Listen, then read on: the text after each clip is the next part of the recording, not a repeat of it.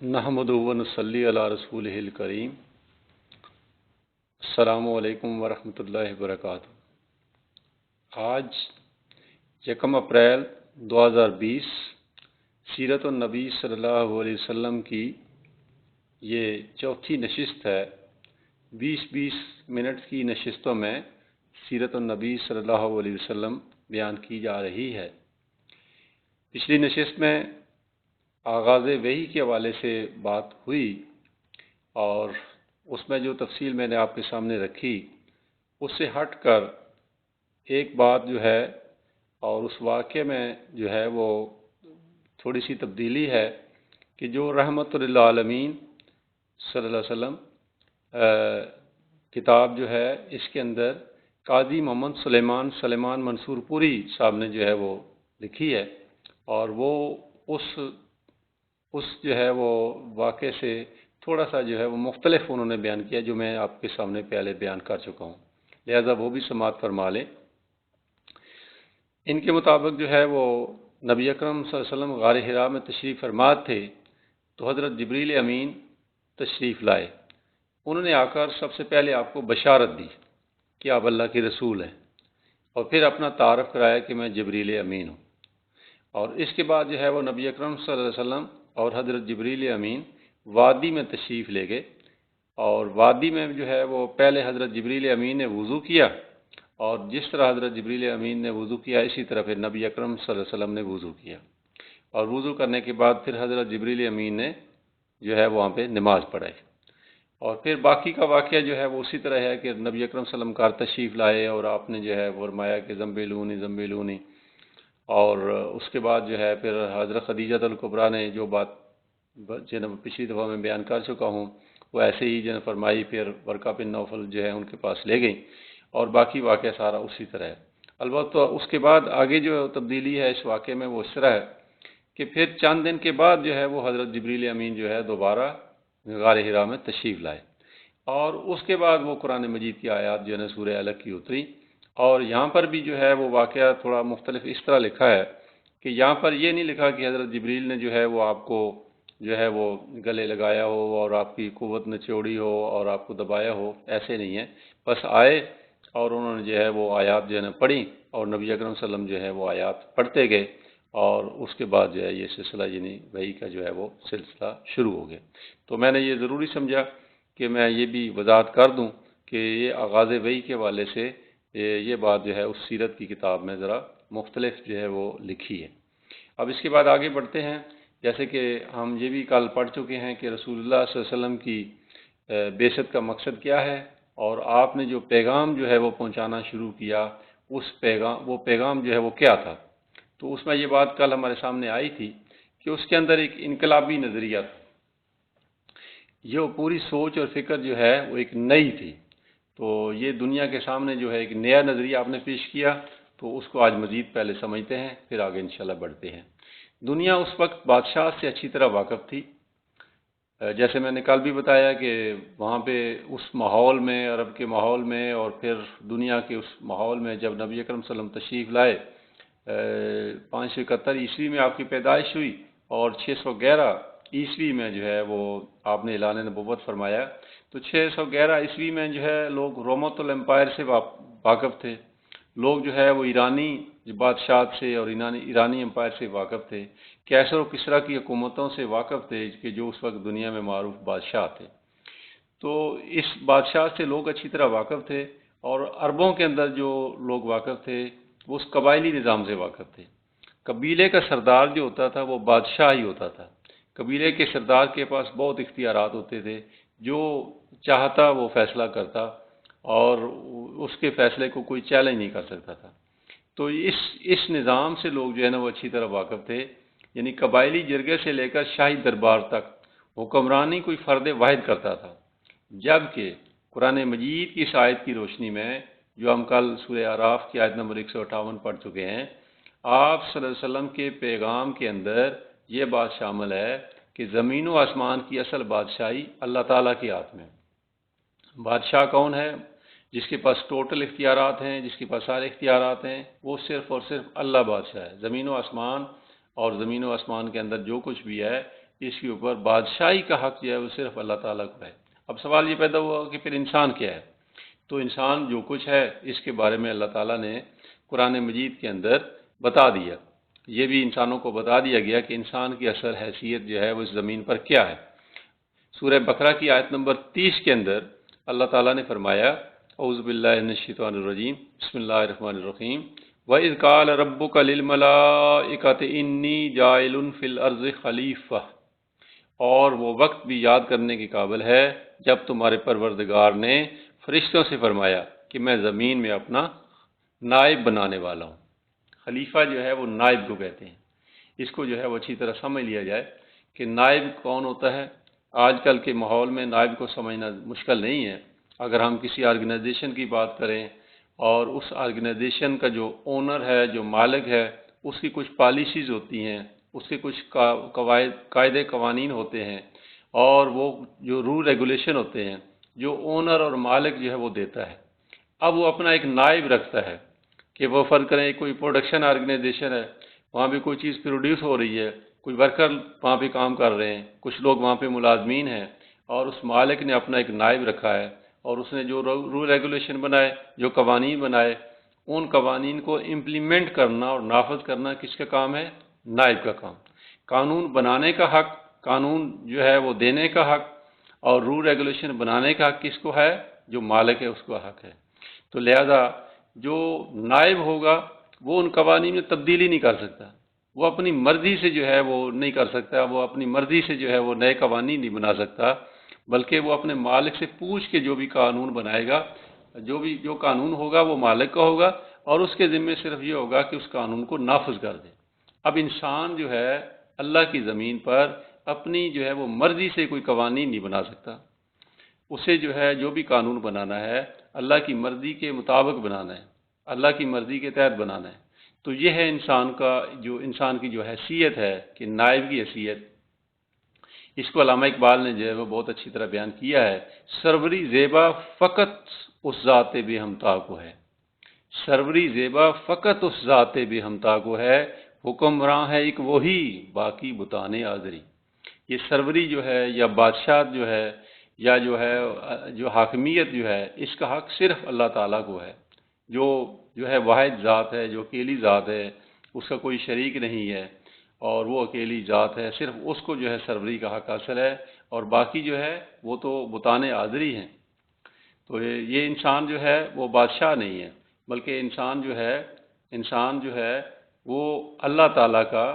جو زمین و آسمان کا بادشاہ ہے، اس کا نائب ہے۔ یعنی جو کچھ اللہ تعالیٰ اسے بتائے گا، جو حکم دے گا، جو آسمانی ہدایت آئیں گی، ان آسمانی ہدایات کے مطابق انسان خود بھی زندگی گزارے گا، اور اللہ کی زمین پر انہی ہدایات کو اور اللہ کی انہی جو ہے گائیڈنس کو اور اسی نظام میں زندگی کو بالفعل نافذ کرنے کی کوشش کرے گا۔ پیغام محمدی صلی اللہ علیہ وسلم کے اندر ایک دوسری بات یہ ہے کہ ان زمین و آسمان کا مالک جو ہے وہ حقیقی جو ہے وہ اللہ تعالیٰ ہے، مالک حقیقی جو ہے وہ اللہ تعالیٰ ہے۔ انسان کے پاس جو کچھ ہے وہ ساری چیزیں بطور امانت ہیں، یعنی انسان کے پاس جو بھی اختیارات ہیں، یا انسان کے پاس جو وسائل و ذرائع ہیں، جو انسان کو جو چیزیں دی ہیں، انسان کے پاس جو ہے وہ گھر ہے، انسان کے پاس گاڑی ہے، انسان کے پاس فرض کرے گھوڑا ہے، انسان کے پاس کوئی اور جو ہے وہ ہتھیار ہے، جو بھی چیز انسان کے پاس ہے، یہ ساری کی ساری چیزیں ان کا مالک انسان خود نہیں ہے۔ ان کا مالک کون ہے؟ ان کا مالک اصل میں اللہ ہے۔ جب یہ انسان کی سوچ اور فکر ہوگی، اور انسان کی جو ہے وہ یہ انسان کے خیالات ہوں گے، تو پھر انسان جو ہے وہ اپنی مرضی سے ان چیزوں کو استعمال نہیں کرے گا۔ جو اللہ کی مرضی ہوگی، جو اللہ کا حکم ہوگا، اس کے مطابق ان چیزوں کو استعمال کرے گا۔ اس لیے قرآن مجید میں فرمایا لہو ما فی السماوات و ما فی الارض، یعنی جو کچھ ہے زمین و آسمان کا، زمین و آسمان کے اندر، وہ سب کا سب اس کا مالک کون ہے؟ وہ اللہ ہے، اللہ ہی کے لیے وہ ساری چیزیں۔ اور اسے جو ہے وہ اس طرح بڑا خوب جو ہے وہ بیان کیا، این امانت چند روزہ ماست، ای امانت چند روزہ ماست، در حقیقت مالک ہر شے خداست۔ یعنی یہ جو کچھ ہمارے پاس ہے، یہ سب کچھ ہمارے پاس جو ہے یہ چند روزہ امانت ہے ہمارے پاس، اور اصل میں ہر چیز کا مالک جو ہے وہ کون ہے؟ وہ اللہ تعالیٰ ہے۔ ذات محترم، اس پیغام کے اندر جو ہے وہ پیغام محمدی صلی اللہ علیہ وسلم کے اندر یہ بات کھول کر آ گئی کہ اللہ کے علاوہ جو ہے وہ کوئی عبادت کے لائق نہیں، اور اسی طرح جو ہے وہ اللہ تعالیٰ ہی کو بادشاہی اور جو ہے وہ سروری کا حق حاصل ہے، اور اللہ ہی جو ہے وہ ہر شے کا جو ہے وہ مالک ہے، اور عبادت بھی جو ہے وہ صرف اسی کی جائے گی۔ جبکہ وہاں پہ مکے کے اندر کیا تھا؟ مکے کے اندر جو مکے کی جو فضا تھی اس کے اندر یہ تھا کہ خانہ کعبہ کے اندر 360 پتھر کے بنائے ہوئے معبود موجود تھے۔ پھر وہاں پہ جرگہ سسٹم تھا، قبائلی نظام تھا، اور جو سردار ہوتا تھا قبیلے کا وہ اپنی مرضی کرتا تھا، وہ یہ نہیں دیکھتا تھا کہ آسمانی ہدایت کیا ہے، اللہ کا کیا حکم ہے اور اللہ نے کیا ہدایت دی ہیں، وہ اپنی مرضی سے جو بھی فیصلے کرتا تھا۔ اب یہ وہ بات تھی کہ جو نبی اکرم صلی اللہ علیہ وسلم نے جب بتائی کہ بھئی مالک اللہ ہے اور اس کے کہنے کے مطابق ہم نے زندگی گزارنی ہے اور ایک روز اس کے حضور حاضر ہونا ہے، تو یہ ایک نئی دعوت تھی مکے والوں کے لیے، یہ ایک نئی دعوت تھی، یہ ایک نیا نظریہ تھا، یہ ایک انقلابی نظریہ تھا۔ اور ان جو ہے وہ قریش کے جو عقائد تھے ان کے مطابق کیا تھا کہ جو پتھر کے بنائے ہوئے خدا ان کے تھے، ان کے مطابق، ان کے عقیدے کے مطابق کوئی بارش دینے والا خدا تھا، اور کوئی ان کو صحت دینے والا خدا تھا، کوئی ان کو اولاد دینے والا خدا تھا، کوئی ان کو رزق دینے والا خدا تھا، اور ان سب خداؤں کی نفی جو ہے اس ماحول میں ایک نئی اور انقلابی جو ہے وہ بات ثابت ہوئی نبی اکرم صلی اللہ علیہ وسلم نے جو پیش فرمائی۔ اب ظاہر بات ہے کہ اس ماحول میں جب یہ بات کی گئی ہوگی تو ظاہر ہے لوگ جو صدیوں سے جو ہے وہ ایک جو ہے وہ اس طریقے پر چلے آ رہے تھے۔ یہ نبی اکرم صلی اللہ علیہ وسلم کی پیدائش جو ہے وہ 571 عیسوی کو ہوئی، اور 611 عیسوی کو آپ نے اعلان نبوت فرمایا، تو یہ حضرت عیسیٰ علیہ السلام سے 6 صدیاں بعد کی بات ہے۔ اب درمیان میں کوئی اور نبی اور رسول تو نہیں آیا، لہذا 6 صدیاں جو ہے اتنا عرصہ جو ہے انسانیت جو ہے وہ بھٹکتی رہی، اور ایک جہالت کا جو ہے وہ گھٹا ٹوپ اندھیرے کے اندر جو ہے انسانیت جو ہے وہ رہ رہی تھی۔ تو ان حالات کے بعد اور اتنے وقفے کے بعد جو ہے جب نبی اکرم صلی اللہ علیہ وسلم نے یہ دعوت دی تو یہ دعوت ان کے لیے ایک بالکل نئی بات جو ہے وہ ثابت ہوئی، نئی اور انقلابی جو ہے نا بات ثابت ہوئی۔ اور مکہ جو ہے یہ دین عرب کا مرکز تھا۔ اس وقت عرب کا دین بتوں کی عبادت کرنا تھا، جن کی عبادت ہزاروں سال سے اہل مکہ اور ارد گرد کے قبائل کر رہے تھے۔ اب ایک نئی دعوت سامنے آ گئی جس میں حضرت محمد صلی اللہ علیہ وسلم نے اپنے آپ کو اللہ کے رسول کی حیثیت سے متعارف کروایا اور موجودہ نظام کی نفی کر دی۔ عبادت کا یہ نظام اہل مکہ کی آمدن کا ذریعہ بھی تھا، یعنی یہ صرف اتنی بات نہیں تھی کہ وہ مکے والے جو ہے وہ ان بتوں کی عبادت کر رہے تھے اور ان کے سامنے جھک رہے تھے، ان کے سامنے جو ہے وہ نظر و نیاز جو ہے نا پیش کر رہے تھے اور ان سے اپنی حاجات جو ہے وہ طلب کر رہے تھے، صرف اتنی بات بھی نہیں تھی، بلکہ یہ سارا نظام ان کی آمدن کا ذریعہ بھی تھا۔ اب یہاں پہ یہ وضاحت بڑی ضروری ہے کہ یہ سارا نظام ان کی آمدن کا ذریعہ کیسے تھا۔ اب ظاہر بات ہے کہ جو وہاں پہ ان کے پتھر کے بنائے ہوئے خدا رکھے تھے وہ مختلف قبیلوں کے تھے، اور وہ قبائل جو ہے وہ مکے سے باہر ارد گرد جو ہے وہ رہتے تھے، مختلف شاہراہوں کے نزدیک جو ہے ان کے ڈیرے تھے، مختلف شاہراہوں کے نزدیک کچھ آبادیاں تھیں، اور پورے عرب سے جو ہے لوگ آتے، اور خانہ کعبہ کے اندر جو ہے نا یہ ان کے بت جو ہے وہ پڑے ہوتے تھے، ان کے خدا جو ہے وہ پڑے ہوتے تھے۔ ان بتوں کے مجاور کون تھے؟ ان کی دیکھ بھال کون کرتے تھے؟ یہ قریش کرتے تھے۔ اب ظاہر بات ہے کہ قریش کے مجاور تھے اور ان کے خداؤں کی اور ان کے بتوں کی دیکھ بھال کرتے تھے، تو قریش کی جو ہے اس لحاظ سے بھی بڑی ریسپیکٹ اور عزت تھی۔ وہ ارد گرد کے قبائل جو تھے جن کے خدا یہاں پہ پڑے تھے ان کی وہ بڑی عزت سے نگاہ سے دیکھتے تھے۔ یہ جو مکے والے تھے اور جو قریش تھے یہ خاص طور پہ جب تجارت کے لیے جاتے تو باقی لوگوں کے تو قافلے جو ہے نا لوٹ لیے جاتے، لیکن قریش کے قافلے جو ہے وہ بچ کے آ جاتے، یہ اس وجہ سے کہ ان کے جو ہے وہ مختلف قبائل کے خدا جو ہے ان کے پاس یہاں پہ پڑے تھے۔ تو یہ اس طرح بھی جو ہے نا ایک آمدن کا ذریعہ تھا۔ اور دوسری بات یہ ہے کہ جب وہ لوگ جو ہے وہ اپنے خداؤں کے پاس آتے، ان کے اوپر چڑھاوے چڑھاتے اور ان کے سامنے نظر و نیاز پیش کرتے، تو ظاہر بات ہے کہ یہ بتوں نے تو وہ نظر نیاز جو ہے نا وہ نہیں استعمال کرنی تھی، وہ چڑھاوے نہیں استعمال کرنے تھے۔ اور پھر جب یہاں پہ آ کر لوگ رہتے تو مکے والوں کی تجارت جو ہے اس سے بھی ان کو فائدہ ہوتا۔ لہذا یہ سارے کا سارا نظام جو ہے یہ صرف عبادت کا نظام نہیں تھا،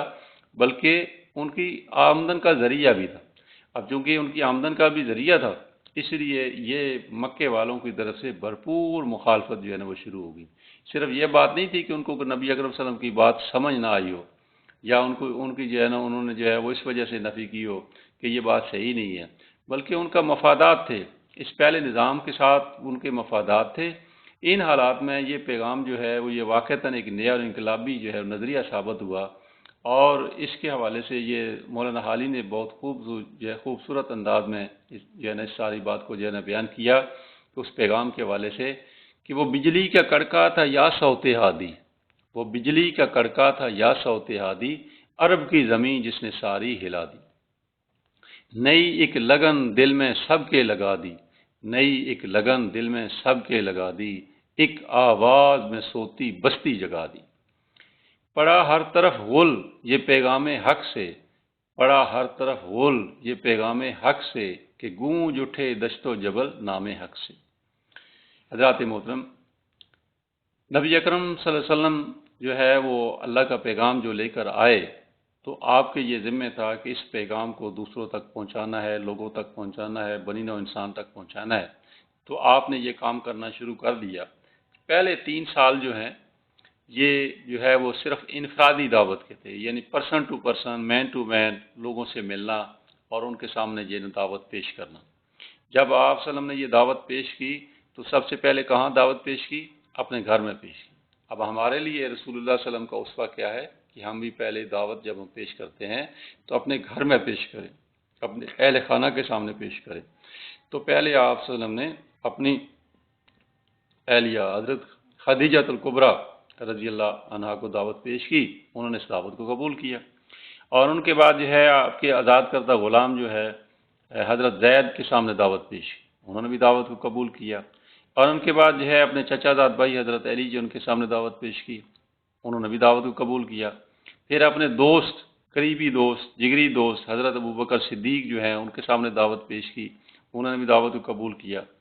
پھر اس دعوت کے لیے یہ جن حضرات نے اس دعوت کو قبول کیا، انہوں نے پھر آگے دعوت دینی شروع کی، اور ان میں خاص طور پہ حضرت ابوبکر صدیق جو ہیں انہوں نے جب دعوت و تبلیغ کا کام شروع کیا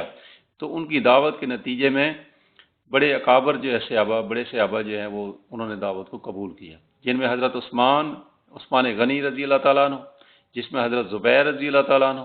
جس میں حضرت عبد الرحمن بن عوف رضی اللہ تعالیٰ عنہ، جس میں حضرت طلحہ رضی اللہ عنہ، اور جس میں حضرت سعد بن ابی وقاص رضی اللہ تعالیٰ عنہ ایمان لائے۔ اور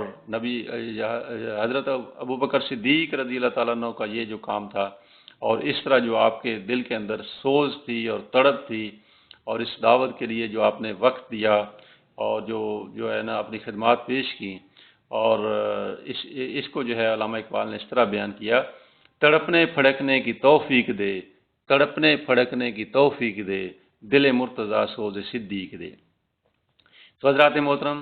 یہ خفیہ دعوت کا جو انفرادی دعوت کا جو مرحلہ ہے یہ 3 سال تک چلتا رہا، اور یہ سیرت کی کتابوں میں ہے کہ تقریباً 25 لوگ جو ہیں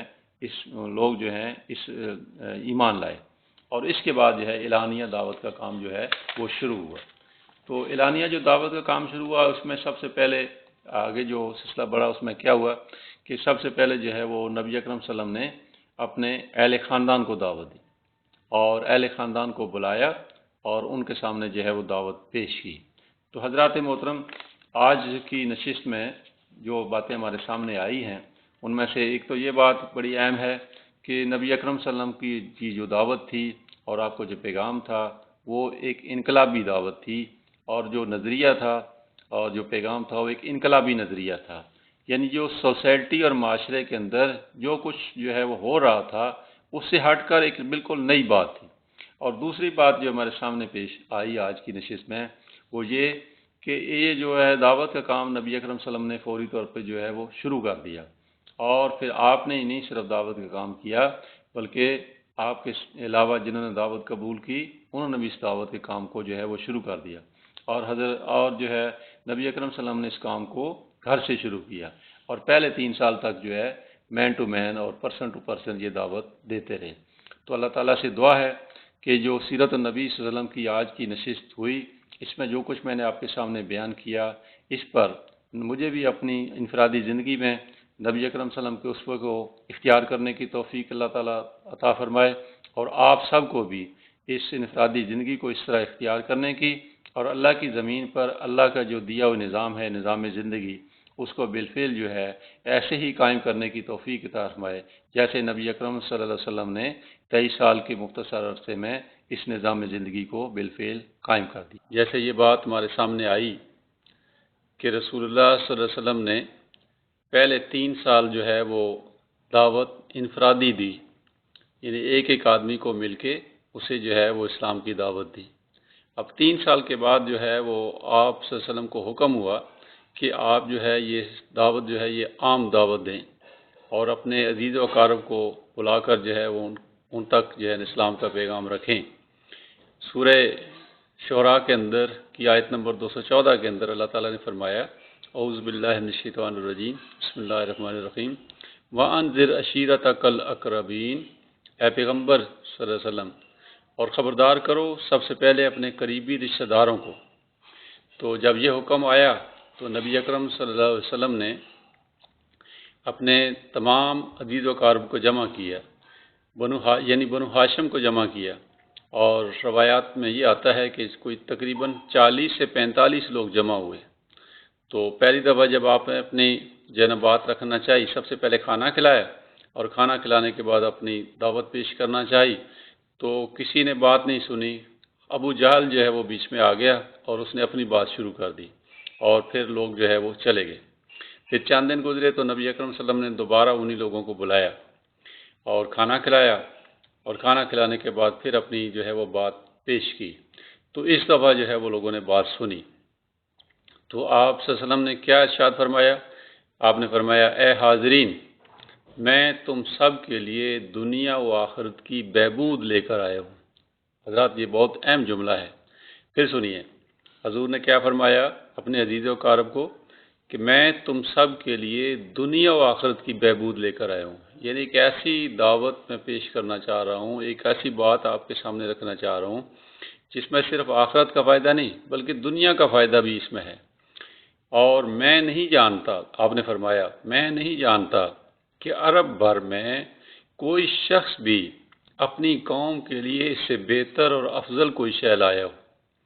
اور مجھے اللہ تعالیٰ نے حکم دیا ہے کہ آپ لوگوں کو اس کی دعوت دوں، بتاؤ تم میں سے کون میرا ساتھ دے گا۔ حاضرین میں سے صرف جو ہے حضرت علی رضی اللہ تعالیٰ عنہ نے دعوت قبول کی۔ تو حضرات یہ وہ دعوت تھی بنیادی جو آپ نے اپنے تمام عزیز و اقارب کو بلا کر آپ نے پیش کی۔ اس لیے اب ہمارے سامنے رسول اللہ صلی اللہ علیہ وسلم کا اسوہ آ گیا، ہم نے دعوت کا کام کرنا ہے، اور ہم نے جو ہے وہ دین کی دعوت جو ہے وہ ہم نے دین کی دعوت پہنچانی ہے۔ تو ہمارے لیے یہ ضروری ہے کہ ہم اپنے بھی عزیز و اقارب کو جمع کریں اور عزیز و اقارب کے سامنے یہ بات رکھیں۔ اور یہ کھانا کھلانے کی بھی سنت ہمارے سامنے آ گئی کہ جو ہے اپنی دعوت پیش کرنے سے پہلے جو ہے وہ کھانا کھلایا جائے۔ تو کھانا کھلایا جائے اور اس کے بعد یہ دعوت جو ہے، جو پوری دعوت ہے، وہ لوگوں کے سامنے اپنے عزیز و اقارب کے سامنے رکھی جائے۔ اور دنیا و آخرت کی بہبود کے والے سے تھوڑی وضاحت جو ہے وہ ضروری ہے۔ ایک اللہ کو خالق و مالک ماننے سے انسان کو داخلی امن اور اخروی فلاح حاصل ہوتی ہے۔ حاکمیت اعلیٰ صرف اللہ تعالیٰ کی تسلیم کرنا اور انسان کو اس کا نائب یعنی خلیفہ ماننا، اس سے دنیا میں فساد ختم ہو جاتا ہے، دنیا امن کا گہوارہ بن جاتی ہے۔ اسی طرح اللہ تعالیٰ کی دی ہوئی ہر نعمت، تمام وسائل و ذرائع اور اپنی جملہ صلاحیتوں کو اللہ کی دی ہوئی امانت سمجھنے سے دنیا میں کامیابی اور آخرت میں فلاح نصیب ہوتی ہے۔ یہی دنیا و آخرت کی بہبود ہے۔ یعنی جب ہم اللہ کو اپنا خالق اور مالک مانیں گے اور اس کی دی ہوئی جملہ ہدایات اور اس کی دی ہوئی رہنمائی، اس کی دی ہوئی گائیڈنس کے مطابق زندگی گزاریں گے اور اپنی مرضی نہیں کریں گے، اپنے آپ کو اللہ کی مرضی کے تحت دے دیں گے، اور اپنے آپ کو جو ہے وہ بادشاہ نہیں مانیں گے، اپنے آپ کو خلیفہ سمجھیں گے، اللہ کا نائب سمجھیں گے۔ تو نائب جو ہوتا ہے اس کی اپنی مرضی نہیں ہوتی، وہ جس کا نائب ہوتا ہے اس نے اس کی بات جو ہے ماننی بھی ہوتی ہے اور منوانی بھی ہوتی ہے۔ تو اگر یہ بات ہو جائے اور اس چیز کو ہم اختیار کر لیں تو دنیا میں امن آ جائے اور امن کا گہوارہ بن جائے، اور اس سے ہمارا آخرت میں بھی فائدہ ہو جائے گا۔ جب دنیا میں ہم اللہ کی بات مانیں گے اور اللہ کے رسول صلی اللہ علیہ وسلم کی بات مانیں گے تو اللہ اور اس کا رسول صلی اللہ علیہ وسلم ہم سے راضی ہو جائیں گے، اور آخرت میں ہمارا اس میں فائدہ ہے، ہمیشہ ہمیشہ کی زندگی میں فائدہ ہے۔ تو یہ ہے وہ بات ہے جو آپ صلی اللہ علیہ وسلم نے فرمائی کہ میں تمہارے لیے وہ چیز لایا ہوں کہ جس میں دنیا و آخرت کی بہبود ہے۔ اب اسی طرح رسول اللہ صلی اللہ علیہ وسلم کی دعوت کا سلسلہ جو ہے وہ آگے چلتا رہا، اور آگے آپ نے جو دعوت دی وہ کوہ صفا پر جا کر جو ہے وہ دعوت پیش کی۔ کوہ صفا پر آپ پہنچے، اور پہنچ کر آپ نے جو ہے وہاں اس سوسائٹی میں، اس معاشرے میں، اس ماحول میں، عرب کے اس ماحول میں ایک معروف طریقہ تھا دعوت دینے کا۔ وہ معروف طریقہ یہ تھا کہ جب کوئی شخص جو ہے کوئی ضروری بات کرنا چاہتا تھا، کوئی اہم بات کرنا چاہتا تھا، تو وہ اس پہاڑ کی چوٹی پر چلا جاتا اور سب کو بلاتا اور یہ نعرہ لگاتا ہے واہ صباحا۔ اہل عرب کا دستور تھا کہ دشمن کے حملے سے آگاہ کرنے کے لیے کسی بلند تر مقام پر چڑھ کر یہ الفاظ کہے جائیں کہ وہ ہائے وہ صبح جو آنے والی ہے۔ نبی اکرم صلی اللہ علیہ وسلم نے بھی ایسے ہی کیا، اور آپ نے کوہ صفا پر چڑھ کر جو ہے نا پکارا۔ تو اس آپ کی اس پکار کو، اور اس کے بعد جو ہے نا لوگوں کی طرف سے جو بات ہوئی اور آپ نے جو بات رکھی، اس کو مولانا حالی نے جو ہے اپنے انداز میں بیان کیا ہے۔ پہلے وہ اشعار سماعت فرمائیں، پھر میں اس کی تفصیل جو ہے وہ بتاتا ہوں۔ کہ فوجے گراں پشتے کوہ صفا پر، یعنی آپ صلی اللہ علیہ وسلم نے ان کے سامنے جو بات رکھی اس کو جو ہے وہ مولانا علی اپنے الفاظ میں بیان کر رہے ہیں کہ فوجے گراں پشتے کوہ صفا پر، پڑی ہے کہ لوٹے تمہیں گات پا کر، کہا تیری ہر بات کا یقین ہے، یعنی جو وہاں پہ حاضرین تھے انہوں نے کہا کہ تیری ہر بات کا یقین ہے کہ بچپن سے صادق ہے تو اور امی ہے۔ نبی اکرم صلی اللہ علیہ وسلم نے کیا فرمایا؟ سیرت کی کتابوں میں جو الفاظ آئے ہیں وہ اس طرح ہیں کہ آپ نے فرمایا کہ دیکھو میں پہاڑی کی چوٹی پر کھڑا ہوں اور تم اس کے نیچے ہو، یعنی آپ صلی اللہ علیہ وسلم بلندی پر کھڑے تھے اور لوگ ذرا نیچے تھے۔ میں پہاڑ کے ادھر بھی دیکھ رہا ہوں اور ادھر بھی نظر کر رہا ہوں۔ اگرچہ میں یہ کہوں اگر میں یہ کہوں کہ رازنوں کا ایک مسلح گروہ دور سے نظر آ رہا ہے جو مکہ پر حملہ آور ہوگا، تو کیا تم اس بات پر یقین کر لو گے؟ تو لوگوں نے کہا بے شک ہمارے پاس آپ جیسے راست باز آدمی کی جھٹلانے کی کوئی وجہ نہیں، اس سے پہلے آپ کو صادق اور امین مان چکے تھے۔ اس کے بعد نبی اکرم صلی اللہ علیہ وسلم نے فرمایا یہ سب سمجھانے کے لیے ایک مثال تھی، اب یہ یقین کر لو کہ موت تمہارے سامنے آ رہی ہے اور تمہیں خدا کے سامنے حاضر ہونا ہے، اور میں عالم آخرت کو بھی ایسے ہی دیکھ رہا ہوں جیسے دنیا پر تمہاری نظر ہے۔ اور اس کو جو ہے وہ مولانا حالی نے الفاظ کو اس طرح بیان کیا کہ سب قافلہ ہے یہاں سے جانے والا، سب قافلہ ہے یہاں سے جانے والا، ڈرو اس وقت سے جو ہے آنے والا۔ تو جب نبی اکرم صلی اللہ علیہ وسلم نے یہ دعوت پیش کی اور آخرت کے والے سے ان کو ڈرایا اور موت کی خبر دی، تو اس پر جو ہے وہ لوگ خاموش ہو گئے، اور ابو لہب جو ہے اس نے جو ہے گستاخانہ الفاظ استعمال کیے اور اس نے شور مچایا، اور بہرحال لوگ چلے گئے، لیکن آپ صلی اللہ علیہ وسلم کی دعوت جو ہے وہ لوگوں تک پہنچ گئی۔ اب اس سے ہمیں یہ سبق ملا کہ ہم نے دعوت دینی ہے تو ہم نے انفرادی دعوت بھی دینی ہے جیسے ہم پہلے پڑھ چکے ہیں، اور ہم نے جو ہے وہ اجتماعی طور پر اپنے عزیز و اقارب کو بھی دعوت دینی ہے، اور پھر ہم نے عام پبلک کو، عام لوگوں کو بلا کر اکٹھے تو ان سے بھی جو ہے نا ایڈریس کرنا ہے، ان سے بھی خطاب کرنا ہے، ان کے سامنے بھی دعوت پیش کرنی ہے۔ یہ رسول اللہ صلی اللہ علیہ وسلم کے اسوہ سے ثابت ہوگی بات۔ اور اس کے بعد آگے ہم بڑھتے ہیں۔ جب نبی اکرم صلی اللہ علیہ وسلم نے اس طرح دعوت دینی شروع کی تو مکے کے اندر ایک ہلچل جو ہے وہ مچ گئی۔ تو آئیے دیکھتے ہیں کہ دعوت کی قبولیت اور اس کا رد عمل جو ہے وہ کیا ہوا۔ آپ صلی اللہ علیہ وسلم مختلف انداز سے دعوت حق پیش فرما رہے تھے۔ دعوت کو قبول کرنے کا مطلب باپ دادا کے دین کو چھوڑنا اور رائج الوقت نظام کی نفی کرنا تھا، لہذا زیادہ تر باہمت نوجوان اور اس معاشرے کا پسا ہوا طبقہ غلام ایمان لائے۔ ان دونوں طبقات کا اس انقلابی دعوت کو قبول کرنا وہاں کے سمجھدار لوگوں کے لیے انتہائی خطرناک تھا۔ لہذا اس دعوت کے نتیجے میں مکہ کے اندر ایک کشمکش اور ہلچل شروع ہو گئی۔ یعنی جب یہ دعوت قبول کی گئی تو اس دعوت کے قبول کرنے کے نتیجے میں ظاہر بات ہے کہ جو مکے کا نظام چل رہا تھا اس نظام کے مطابق تو یہ ہے کہ وہاں پہ عرب قبائل کے جو ہے وہ خدا وہاں رکھے تھے، اور ان خداؤں کے سامنے جو ہے وہ عرب قبائل آتے تھے اور جھکتے تھے، اپنی منتیں جو ہے وہ مانگتے تھے، اور ان کے سامنے چڑھاوے جو ہے ان سامنے رکھتے تھے اور ان کے اوپر چڑھاتے تھے، اور اس کا فائدہ جو ہے مکے والوں کو ہوتا تھا، کیونکہ مکے میں جو تجارت تھی ان کی اس طرح چلتی تھی، وہ آ کر خرید و فروخت بھی کرتے تھے یا اگر ٹھہرتے بھی تھے، اور پھر جو وہ چڑھاوے ان کے اوپر چڑھاتے تھے وہ بھی مکے والے استعمال کرتے تھے۔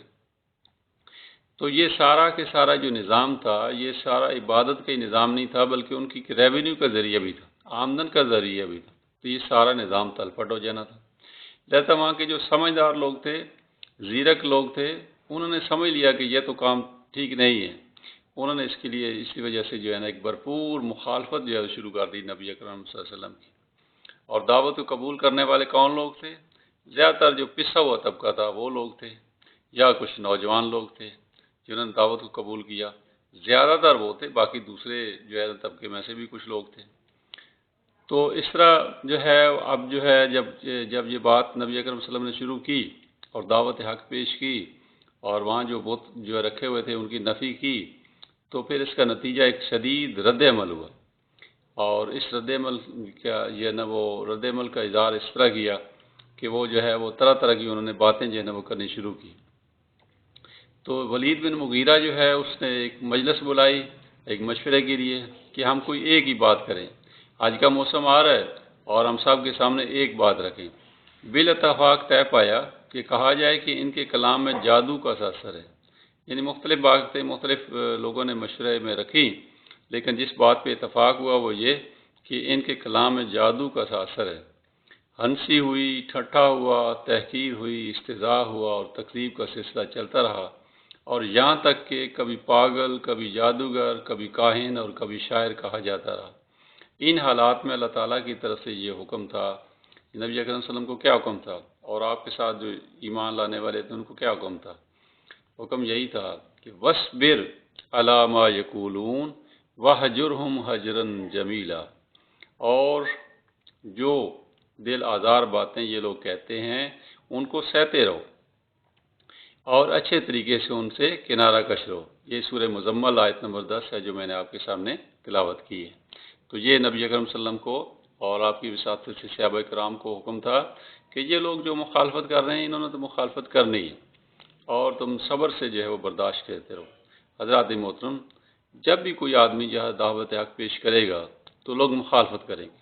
دعوت اگر واقعتاً حق ہو اور اس کی جو ہے نا وہ اس کے اندر جان ہو اور حق بات ہی کہی جائے تو لوگ مخالفت ہمیشہ کرتے ہیں اور کرتے رہیں گے، اور اس لیے ہمیں جو ہے حکم یہی ہے کہ ہم ان کی جو ہے وہ مختلف جو باتیں ہیں، ان کی جو تقریب ہے، ان کی ہنسی مذاق ہے، ان کا ٹھٹا ہے، ان کی طرف سے تحقیر ہے، جتنی باتیں ہمیں سننی پڑے سب ہم سنیں اور کیا کریں؟ صبر کریں۔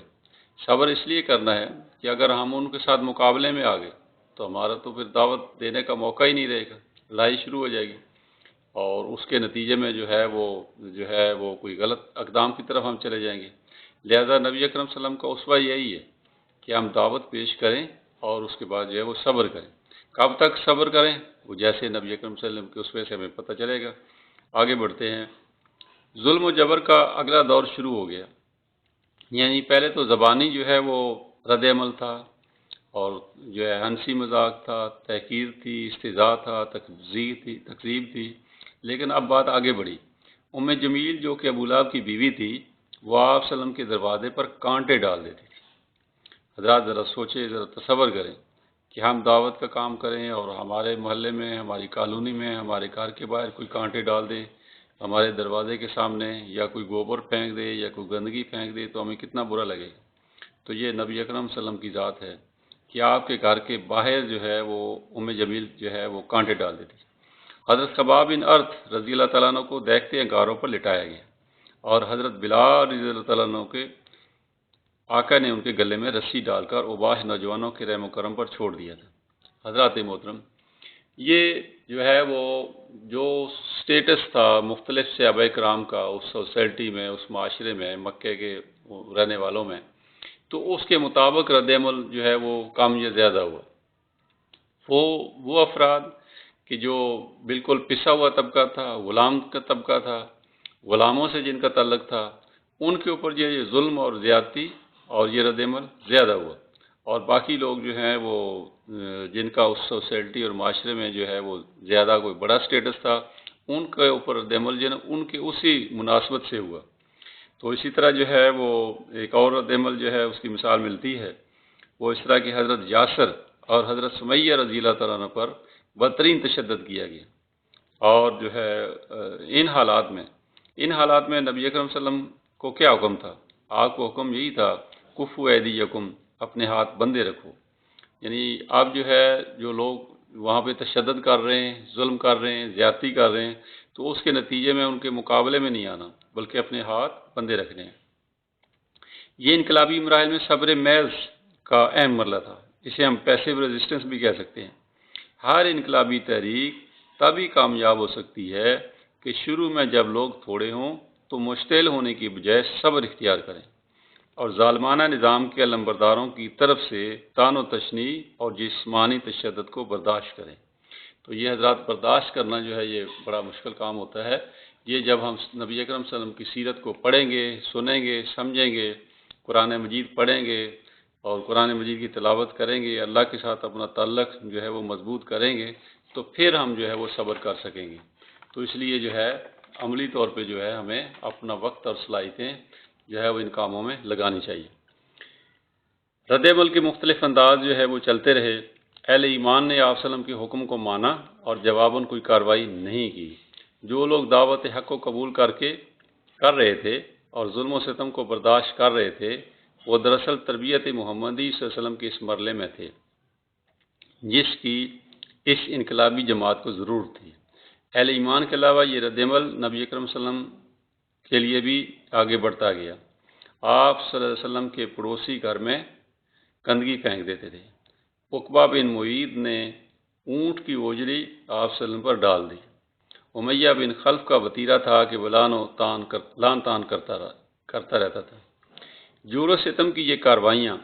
باقی اہل ایمان کے ساتھ بھی کہیں زیادہ تھیں. یہ سلسلہ نبوت کے 5ویں سال کے وسط میں اپنے شباب کو پہنچ گیا. تو حضرات محترم، یہ جو رد عمل جو تھا اور وہاں پہ جو کفار جو ہے یہ رد عمل ظاہر کر رہے تھے، یہ ایک بہت بڑا ذریعہ تھا صحابہ کرام کی جو ہے وہ تربیت کا. یعنی جو لوگ اس دعوت کو قبول کر رہے تھے ان کی تربیت کا ایک جو ہے وہ بہت بڑا ذریعہ تھا کہ اس طرح ان کی جو ہے وہ ایک تربیت ہو رہی تھی. تو اس طرح آگے بڑھتے ہیں. جب جو ہے وہ یہ رد عمل جو ہے وہ بہت زیادہ آگے بڑھ گیا تو پھر نبی اکرم صلی اللہ علیہ وسلم نے صحابہ کرام کو اجازت دی کہ وہ حبشہ کی طرف ہجرت کر جائیں. لہذا ہجرت حبشہ ہوتی ہے اور یہ جو ہے 17 رجب کو ہجرت ہوتی ہے. 17 رجب 5 نبی. نبی اکرم صلی اللہ علیہ وسلم نے مسلمانوں کو ہجرت حبشہ کا حکم دیا. حبشہ کا بادشاہ نجاشی ایک عادل بادشاہ تھا اور پہلی ہجرت حبشہ میں 12 مرد اور 4 عورتیں تھیں. دوسری ہجرت حبشہ میں 82 مرد اور 18 عورتیں تھیں. اور جب مسلمان جو ہے وہاں پہ پہنچ گئے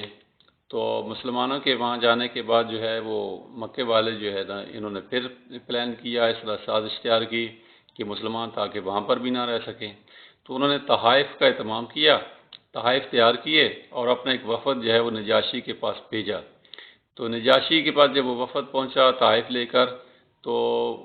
وہ اس مقصد کے لیے کہ تاکہ وہ مسلمانوں کو وہاں سے نکال دے. تو اس نے ان کی بات سنی اور پھر مسلمانوں کو بھی بلوایا اور نجاشی نے مسلمانوں کو کی بھی دعوت پوری بات سنی. حضرت جعفر بن ابی طالب نے بے کم و کاس دعوت حق پیش کی. اس کے بعد عمر بن عاص اور عبداللہ بن ربیعہ جو مکے والوں کی طرف سے جو ہے وہ نمائندے کے طور پہ گئے تھے، ان کے وفد کے طور پہ گئے تھے، ان کو نجاشی نے حکم دیا کہ وہ چلے جائیں، اور آپ رضی اللہ عنہ نے سورہ مریم یعنی کہ حضرت جعفر جو ہیں انہوں نے حضرت جعفر نے جن نے جو ہے سورہ مریم کی ابتدائی آیات کی تلاوت کی، تو نجاشی اتنا رو دیا کہ اس کی داڑھی تر ہو گئی۔ اگلے دن پھر جو ہے مسلمانوں کو طلب کیا اور حضرت عیسیٰ علیہ السلام کے بارے میں پوچھا، تو حضرت جعفر رضی اللہ تعالیٰ عنہ نے فرمایا کہ حضرت عیسیٰ علیہ السلام اللہ کے بندے اور اس کے رسول ہیں، اور وہ کلمہ ہے جو اللہ نے کباری پاک دامن مریم کی طرف القاء کیا۔ تو حضرات اس طرح جو ہے وہ جو انہوں نے کفار نے ایک جو ہے وہ پلان کیا تھا کہ مسلمان جو ہے وہ حبشہ سے بھی واپس آ جائیں، ان کی یہ تدبیر اور ان کی یہ پلاننگ جو ہے ناکام ہو گئی، اور مسلمان جو ہے وہ جب تک رہنا انہوں نے چاہا وہاں پہ حبشہ کے اندر رہتے رہے۔ بات یہاں تک پہنچی کہ نبی اکرم صلی اللہ علیہ وسلم نے جب دعوت جو ہے وہ دینی شروع کی، اعلانیہ دعوت دینی شروع کی، اور آپ کے ساتھ جن حضرات نے اس دعوت کو قبول کر لیا وہ صحابہ کرام، انہوں نے بھی دعوت جو ہے وہ آگے دوسرے لوگوں تک پہنچانی شروع کی، تو اس معاشرے کی طرف سے اہل مکہ کی طرف سے ایک شدید رد عمل ہوا، اور رد عمل کی وجہ جو ہے وہ بڑی واضح ہے کہ جو لوگ وہاں پہ رہ رہے تھے ان کے مفادات جو ہے وہ اس پہلے نظام کے ساتھ وابستہ تھے، اور وہ نظام یہ تھا کہ مکہ کے اندر خانہ کعبہ کے اندر 360 بت وہاں پہ رکھے تھے کہ جو باہر کے بہت سارے قبائل کے تھے، اور وہ ان کے اوپر آ کر چڑھاوے بھی چڑھاتے تھے اور وہاں آ کر رہتے تھے، اور اس طرح اہل مکہ کا جو ہے کاروبار چلتا تھا۔ اور جب اہل مکہ جو ہے قریش جو ہے وہ خاص طور پہ جب تجارت کے لیے باہر جاتے تو ان کے قافلوں کو کوئی لوٹتا نہیں تھا، بلکہ ان کو عزت اور احترام سے جو ہے وہاں سے گزارا جاتا تھا۔ تو یہ جو رد عمل تھا یہ بڑھتا گیا، اور آپ کے چچا ابو طالب جو ہیں وہ آپ کی جو ہے وہ کفالت کرتے رہے، اور اس وقت وہی آپ کی جو ہے سرپرستی کر رہے تھے اپنے خاندان کی طرف سے۔ تو اب اگلا مرحلہ یہ ہوا کہ جو انہوں نے انفرادی طور پہ جو ہے وہ آپ کا تمسخر کیا، استہزاء کیا، اور آگے بڑھتے گئے، اور پھر جو ہے وہ اس سے آگے بڑھتے بڑھتے پھر یہاں تک بات پہنچی کہ انہوں نے آپس میں مشورہ کیا کہ آپ یہ بات جو ہے ہم آپ کے چچا ابو طالب سے کرتے ہیں، اور ان کو جو ہے نا جا کر یہ بات کہتے ہیں کہ اپنے بھتیجے کو روک لیں۔ لہذا ایک وفد آیا، اور انہوں نے آ کر جو ہے وہ کیا کہا، اور اس کے بعد جو ہے وہ انہوں نے جو ہے نا آ کر جو باتیں کی، تو اس کے نتیجے میں جو ہے حضرت ابو طالب جو ہیں آپ کے چچا جو ہیں انہوں نے آپ کو بلایا، اور قریش کی طرف سے جو دھمکی ملی اس کے بارے میں آپ صلی اللہ علیہ وسلم کو بتایا، اور یہ کہا کہ بھتیجے مجھ پر جو ہے وہ زیادہ بوجھ نہ ڈالو، جس پر نبی اکرم صلی اللہ علیہ وسلم نے فرمایا، چچا جان خدا کی قسم اگر یہ لوگ میرے دائیں ہاتھ میں سورج اور بائیں ہاتھ میں چاند بھی رکھ دیں تو بھی میں اس کام سے باز نہیں ہوں گا۔ یہ جو آپ صلی اللہ علیہ وسلم کی استقامت تھی، اور یہ بات جو ہے چچا نے سنی، اور یہ بات کہنے کے بعد بہرحال آپ صلی اللہ علیہ وسلم جو ہے وہ آبدیدہ ہو کر چل پڑے، چچا کو یہ بات کہہ کے آپ چل پڑے، اور پھر چچا جو ہے انہوں نے آواز دی اور واپس بلا کر کہا کہ بھتیجے جو چاہو کرو، کوئی تمہارا بال بھی بیکا نہیں کر سکتا۔ لہذا چچا نے ایک دفعہ پھر اپنی سرپرستی کی جو ہے وہ یقین دہانی کرا دی کہ اس طرح جو ہے نبی اکرم صلی اللہ علیہ وسلم کو دعوت کا کام جو ہے جاری رکھنے کا موقع ملا۔ حضرات اب جو ہے وہ یہ جو دعوت کا سلسلہ چل رہا تھا، تو حضرت امیر حمزہ رضی اللہ تعالیٰ عنہ اور حضرت عمر رضی اللہ تعالیٰ عنہ کے قبول اسلام کا واقعہ جو ہے نا وہ بھی بہت اہم دونوں واقعات ہیں۔ یہ دونوں واقعات جو ہے نا یہ 690 میں جو ہے وہ پیش آئے۔ حضرت امیر حمزہ کا قبول اسلام کا واقعہ اس طرح ہے کہ ایک روز ابو جہل نے کوہ صفا کے پاس نبی اکرم صلی اللہ علیہ وسلم کو تھپڑ مار دیا جس سے خون بہہ نکلا۔ یہ سارا واقعہ عبداللہ بن جدعان کی لونڈی دیکھ رہی تھی، اس نے حضرت حمزہ رضی اللہ تعالیٰ عنہ کو سنا دیا۔ حضرت حمزہ رضی اللہ تعالیٰ عنہ جو ہے نا شکار کھیلتے تھے اور شکار کے لیے باہر گئے ہوئے تھے، جب شام کو واپس آئے تو یہ عبداللہ بن جدعان کی لونڈی نے جو یہ واقعہ خود اپنی آنکھوں سے دیکھا تھا اس نے یہ سارا واقعہ سنا دیا۔ انہوں نے ابو جہل کو خانہ کعبہ کے اندر جا کر بلا لیا۔ ابو جہل بیٹھا تھا اور وہاں سے جو ہے نا حضرت امیر حمزہ نے ان کو بلایا اور بلا کر جو ہے نا کیا کہا کہ سن لو کہ میں جو ہے وہ بھتیجے کے دین پر ہوں، اور کمان جو ہے اس کی کان کے پاس رکھ کر جو ہے اس کو دبایا اور اس کے ساتھ جو ہے نا یہ بات کہی کہ سن لو اچھی طرح کہ میں آج سے اپنے بھتیجے کے دین پر ہوں۔ اس طرح گویا کہ انہوں نے اسلام قبول کر لیا۔ اور دوسرا واقعہ حضرت عمر رضی اللہ تعالیٰ عنہ کا ہے۔ ایک روز جو ہے وہ رسول اللہ صلی اللہ علیہ وسلم کا کام تمام کرنے معاذ اللہ کے لیے ہاتھ میں تلوار لے کر گھر سے نکل پڑے، تو راستے میں نعیم بن عبداللہ نے کہا کہ پہلے اپنی بہن اور بہنوئی کی تو خبر لو۔ اور حضرت عمر رضی اللہ تعالیٰ عنہ جو ہے وہ جو حضور کی طرف جا رہے تھے، غصے کے اندر اپنی بہن اور بہنوئی کی طرف چل پڑے۔ جب وہاں پہنچے تو دستک دی اور اندر جو ہے وہ تلاوت جو ہے وہ ہو رہی تھی، اور جب دستک ہوئی تو انہوں نے جو ہے نا وہ تلاوت روک دی، اور خباب بن ارت بھی وہاں پہ موجود تھے کہ جو ہے وہ سورہ طٰہٰ جو ہے وہ پڑھا رہے تھے، اور وہ اس وقت جو ہے نا چھپ گئے۔ پھر جو ہے وہ بہن نے کیا کیا، جب حضرت عمر رضی اللہ تعالیٰ نے آ کر جو ہے وہ بہن کی پٹائی جو ہے نا شروع کر دی اور بہنوئی کو بھی پیٹا، تو اس طرح جو ہے وہ بہن نے یہ کہا کہ بھائی جو ہے آپ جو بھی کر لیں، جس دین کو ہم نے اختیار کر لیا ہے اس کو ہم چھوڑنے والے نہیں ہیں۔ تو جب بہن کی استقامت کو دیکھا تو اس پر جو ہے حضرت عمر رضی اللہ تعالیٰ نے جو ہے نا وہ ایک دم جو ہے وہ تبدیل ہو گئے،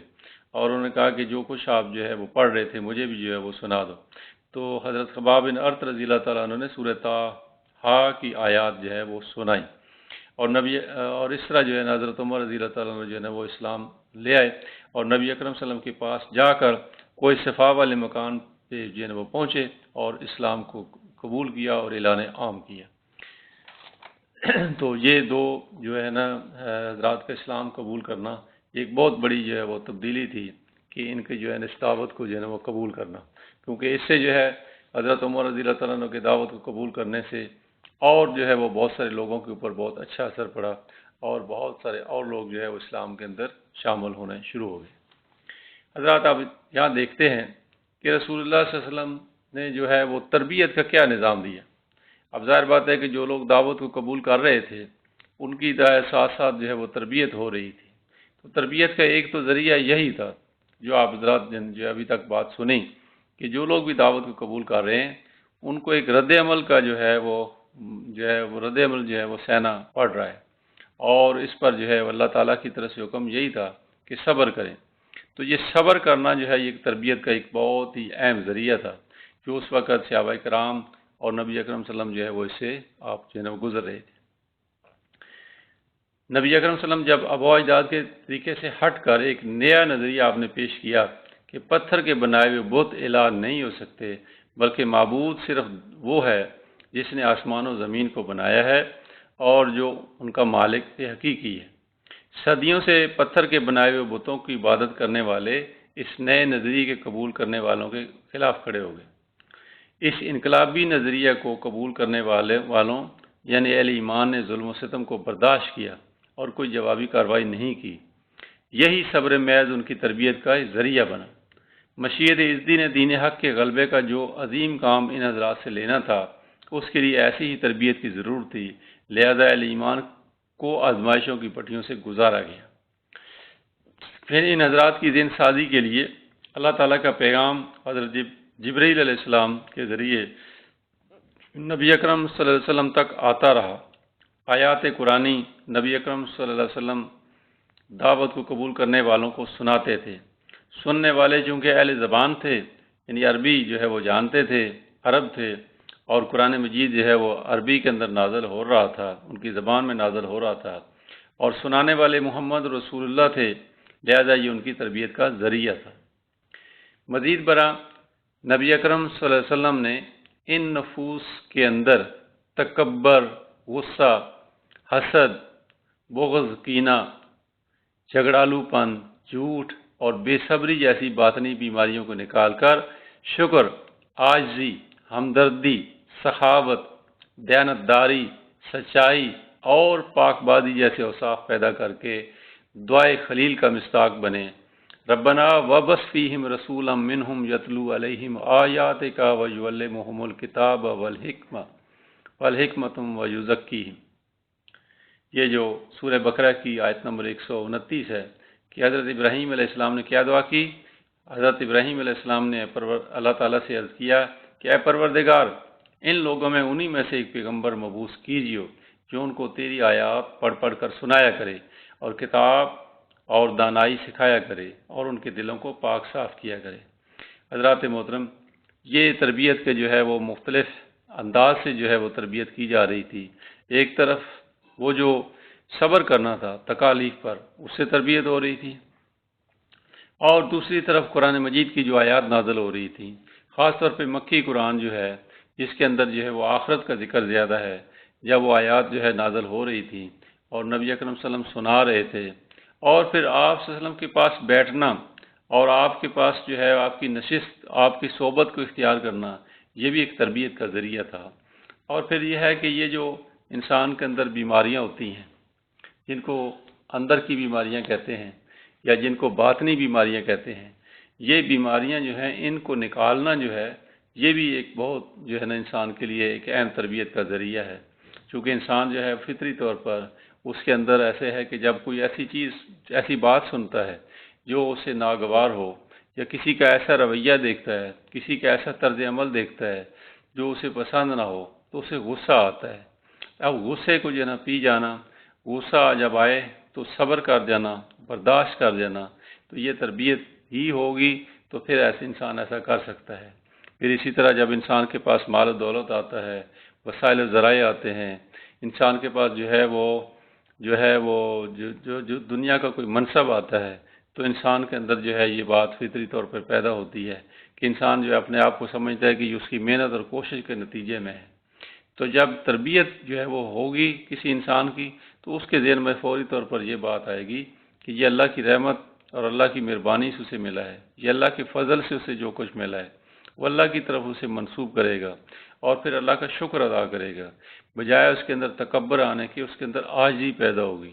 تو یہ وہ چیزیں تھیں جو نبی اکرم صلی اللہ علیہ وسلم نے صحابہ کرام کے اندر جو ہے وہ پیدا کی،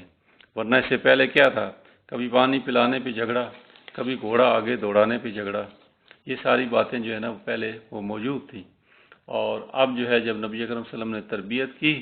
تو یہ جو ہے یہ ساری جو ہے وہ جو انسان کے اندر یہ بیماریاں ہوتی ہیں یہ نکل گئی۔ اسی طرح اہل ایمان کا تزکیہ نفس قرآن مجید سننے اور نبی اکرم صلی اللہ علیہ وسلم کی تعلیمات کے ذریعے سے ہوا۔ آپ صلی اللہ علیہ وسلم نے تکبر کے بارے میں وعید سنائی، غصہ پی جانے کی ترغیب دی، حسد کے بارے میں فرمایا کہ یہ نیکیوں کو کھا جاتا ہے، بغض و کینہ سے پاک شخص کو جنتی قرار دیا۔ یعنی ایک آدمی جو ہے وہ صبح کے وقت آیا، جب جو ہے وہ صحابہ کرام بھی جو ہے وہ مسجد نبی میں بیٹھے ہیں، حضور بھی بیٹھے ہیں، اور حضور جو ہے وہ فرماتے ہیں کہ ایک ابھی شخص آنے والا ہے کہ جو جنتی ہے، اور اسے جنت کی بشارت دے دی۔ تو جو صحابی آئے لوگوں نے غور سے دیکھا اور سمجھ گئے کہ ان کو جنت کی بشارت دی گئی ہے، اور یہ واقعہ 3 دفعہ جو ہے وہ پیش آیا۔ تو بات جب تحقیق کی گئی تو پتہ چلا کہ وہ صحابی جو ہے وہ رات کے وقت جب سوتے ہیں تو اس طرح وہ سوتے ہیں کہ ان کے دل کے اندر کسی قسم کا کسی کے بارے میں کوئی بغض نہیں ہوتا، کوئی کینہ نہیں ہوتا، کسی کے خلاف وہ نہیں ہوتے، کسی کے خلاف ان کے دل میں کوئی نفرت نہیں ہوتی، تو اپنے دل کو وہ بالکل صاف کر کے سوتے تھے۔ تو اس طرح جو ہے ان کو جنت کی بشارت دی گئی، اور یہ گویا کہ تمام صحابہ کو ایک سبق دیا گیا کہ دیکھو اگر کوئی شخص جو ہے اپنے دل کو اس بیماری سے پاک کر دے گا تو وہ اس کو جنت کو جو ہے وہ بشارت دی جا رہی ہے۔ جھوٹے پر اللہ کی لعنت فرمائی۔ اسی طرح قرآن کی بارش سے دلوں کی زمین نرم ہوتی گئی، اور اللہ کے رسول صلی اللہ علیہ وسلم فاسد جڑی بوٹیوں کو نکالتے گئے۔ مزید برآں اللہ تعالیٰ سے مضبوط تعلق کے لیے دعا اور ذکر کے علاوہ نماز کا نظام، زکوٰۃ کا نظام، رمضان کی روزے اور حج کا طریقہ جو ہے وہ بتا دیا۔ تو اس طرح یعنی کہ نماز پڑھنے سے اور رمضان کے روزے رکھنے سے، زکوٰۃ دینے سے، حج کرنے سے کیا ہوتا ہے کہ اللہ کے ساتھ تعلق مضبوط ہوتا ہے، اور یہ بھی ایک جو ہے وہ اسلام کا جو ہے ایک تربیت کا نظام ہے۔ یہ آج بھی اگر ہم اس کو اختیار کر رہے ہیں اور اس کو اختیار کرتے ہیں تو ہماری اس سے تربیت ہوتی ہے، اور اس وقت صحابہ کرام نے جو اختیار کیا تو ان کی بھی اس سے تربیت ہوئی، جس کے نتیجے میں یہاں آسمان نے دیکھا کہ تربیت محمدی صلی اللہ علیہ وسلم کے بعد جنگ قادسیہ میں 3 حضرات نے پانی کے لیے اپنے اوپر دوسرے کو ترجیح دے کر جام شہادت نوش فرمائی۔ اور یہ بات جنہیں یہ ایک اہم واقعے کی طرف اشارہ کیا گیا کہ ایک جنگ قادسیہ کے اندر جو ہے وہ ایک جو ہے وہ صحابی جو زخمی پڑے ہیں انہوں نے پانی طلب کیا، اور ایک دوسرے صحابی ان کے پاس لے کر آئے، تو جب وہ پاس پہنچے تو دوسری طرف سے آواز آئی پانی کی، تو انہوں نے ادھر اشارہ کر دیا کہ پہلے ادھر لے جائیں۔ جب دوسرے جو ہے وہ صحابی کے پاس پہنچے تو ایک تیسرے کی طرف سے آواز آئی کہ پانی، تو وہ تیسرے کی طرف انہوں نے اشارہ کیا کہ پہلے آپ ادھر لے جائیں۔ جب تیسرے کے پاس پہنچے تو وہ جام شہادت نوش فرما چکے تھے، پھر واپس دوسرے کے پاس آئے تو وہ بھی جام شہادت نوش فرما چکے تھے، اور جب پہلے کے پاس آئے تو وہ بھی جام شہادت انہوں نے نوش فرما لیا۔ تو اس طرح یہ تاریخ نے یہ دیکھا اور آسمان نے یہ دیکھا کہ یہ وہی لوگ تھے کہ جن کے بارے میں مولانا حالی نے ایک نقشہ کھینچا کہ کبھی پانی پلانے پہ جھگڑا، کبھی گھوڑا آگے دوڑانے پہ جھگڑا، اور اب ان کی جب تربیت ہو گئی تو اس تربیت کے نتیجے میں ایک دوسرے کے اوپر جو ہے وہ اپنے آپ کو نہیں ترجیح دے رہے، بلکہ دوسروں کو جو ہے اپنے اوپر ترجیح دے رہے ہیں۔ اور اسی طریقے سے حضرت عمر رضی اللہ تعالیٰ عنہ کے دور میں ایرانی جاسوسوں نے یہ سوچا کہ ہم دیکھیں کہ یہ جو سلوک محمدی صلی اللہ علیہ وسلم سے گزرنے والے اہل ایمان کی رپورٹ جو ہے وہ لی جائے اور دیکھا جائے کہ یہ کیسے لوگ ہیں، یعنی رسول اللہ صلی اللہ علیہ وسلم نے کس طرح ان کی تربیت کی ہے، اور یہ کیا ان کا یہ جو ہے وہ کیسے ان کے اس کا رزلٹ ہے اس تربیت کا۔ تو انہوں نے اس کے بارے میں ان لوگوں کے بارے میں یہ خبر دی، وہ واپس جا کر جب ملے اور ملنے کے بعد جب واپس گئے تو جو ایرانی جاسوس آئے تھے انہوں نے کیا رپورٹ دی کہ یہ رات کے راہب ہیں اور دن کی شاہ سوار، یعنی کہ ان کی راتیں جو ہے اللہ کے حضور جو ہے وہ گزرتی ہیں، اور دن کے وقت جو ہے گھوڑوں کی پیٹھوں پر ہوتے ہیں۔ تو حضرات یہ تربیت محمدی صلی اللہ علیہ وسلم کا یہ طریقہ تھا جس کو آپ صلی اللہ علیہ وسلم نے اختیار کیا، اور یہی وجہ ہے کہ جو اتنے زیادہ تربیت یافتہ حضرات جن کی تربیت اتنی زیادہ ہوئی کہ جس کے نتیجے میں جو ہے وہ نبی اکرم صلی اللہ علیہ وسلم جس مقصد کو لے کر آئے تھے، جس مشن کو لے کر آئے تھے، اللہ تعالیٰ نے اس میں جو ہے وہ کامیابی دے دی، اور وہ مقصد جو ہے غلبہ دین کا جزیرہ نمائے عرب کے اندر جو وہ پہلے حاصل ہو گیا، اور پھر جو خلافہ راشدین کے دور میں وہ سلسلہ جو ہے وہ آگے بڑھتا گیا، اور اسلام جو ہے وہ اسلام جو ہے ایز اے دین نظام زندگی کی حیثیت سے بالفعل غالب ہو گئی۔ حضرات ابھی آگے بڑھتے ہیں، اور آگے جو ہے سیرت النبی صلی اللہ علیہ وسلم کے حوالے سے مزید جو آگے کچھ واقعات ہیں اور جو سلسلے کو جو ہے وہ آگے بڑھاتے ہیں۔ شیب ابی طالب کے 6 ماہ بعد حضرت ابو طالب کا انتقال ہو گیا۔ تھوڑے عرصے بعد حضرت خدیجہ رضی اللہ تعالیٰ عنہ کو بھی انتقال ہو گیا، اور ان کی عمر مبارک اس وقت 65 برس تھی، اور اس سال کو غم کا سال جو ہے وہ قرار دیا جاتا ہے۔ ایمان کی حلاوت اور یقین کی تازگی سے مشکلات پر مسلمانوں نے صبر کیا، یعنی یہ جو غم کا سال تھا، اور اس سال میں ایک ہی سال میں جو ہے نا حضرت ابو طالب جو ہے ان کا انتقال ہو جانا۔ حضرت ابو طالب جو ہیں انہوں نے نبی اکرم صلی اللہ علیہ وسلم کی سرپرستی کی، پہلے انہوں نے کفالت کی، اور پھر جب آپ نے اعلان نبوت فرمایا تو اعلان نبوت کے بعد جو ہے اب آپ کو جو ہے اپنے چچا کی سرپرستی حاصل تھی، اور اس وجہ سے جو ہے ایک پروٹیکشن حاصل تھی قبائلی نظام کے اندر کہ کسی کو کوئی جرت نہیں ہو سکتی تھی کہ وہ آپ کی دعوت کو اس طرح جو ہے وہ روک سکتا یا آپ کے ساتھ کوئی زیادتی کر سکتا۔ لہذا اب چچا جو ہے اس کا انتقال ہو جانا، اور پھر جو ہے آپ کی زوجہ محترمہ حضرت خدیجہ الکبریٰ رضی اللہ تعالیٰ عنہ کو اسی سال انتقال ہونا، تو یہ گویا کہ ایک جو ہے نا واقعی جو ہے نا وہ غم والی بہت بڑی جو ہے نا وہ بات تھی، اور اس سال کو جو ہے آپ صلی اللہ علیہ وسلم نے غم کا سال جو ہے وہ قرار دیا۔ نیز آپ صلی اللہ علیہ وسلم کی بلند پایا قیادت، جسمانی جمال، نفسانی کمال، کریمانہ اخلاق، باعظمت کردار اور شریفانہ عادات و اطوار نے دلوں کو مسخر کر دیا، یعنی یہ آپ کے اندر جو اوصاف حمیدہ ہیں اس کے نتیجے میں جو ہے وہ مسلمان جو ہیں ان کے دلوں کو جو جو ہے وہ ان اوصاف نے مسخر کر دیا۔ 10 نبی کو بیوہ خاتون جن کی عمر 30 سال تھی یعنی حضرت سودا رضی اللہ تعالیٰ عنہا سے آپ نے نکاح کیے۔ حضرات ابھی جو ہے وہ اس حوالے سے ایک اہم واقعہ جو ہے وہ رہ گیا،